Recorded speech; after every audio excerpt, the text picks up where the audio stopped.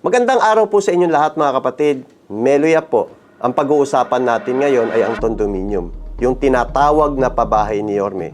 Ang tanong, totoo ba itong pabahay ni Yorme o parentahan ni Yorme?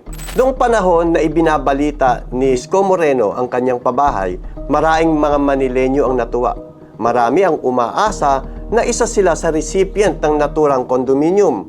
At dahil dito, umani ng napakaraming papuri si Isko Moreno dahil sa kanyang panukala na magtayo ng isang pabahay na para sa mahihirap.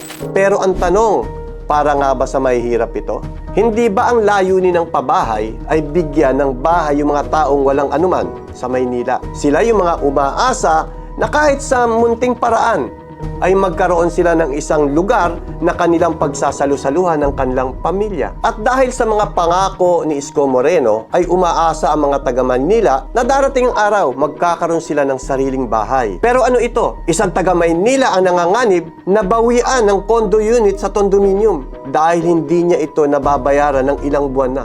Sino itong taong ito? Ito po ay si Bacaltos Rolando Tamsi. Siya ay nakareceive ng sulat galing sa administrasyon ng condominium na sinasabi, ipinagbibigay alam namin sa inyo na aming babawiin ang inyong unit alinsunod sa Section 60 ng Ordinansa 8730 na nagsasaad na sa loob ng 5 araw mula sa pagkatanggap ng abisong ito ay tumalima kayo sa mga kondisyon ng katibayan ng paggawad o paninirahan.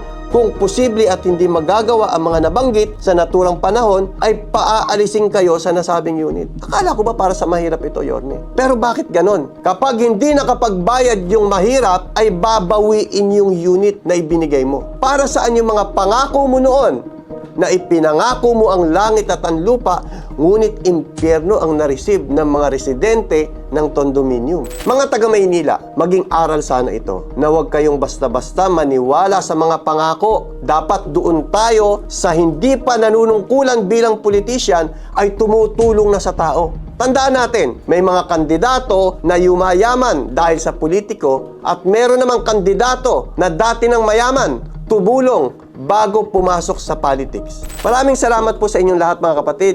Meloya po.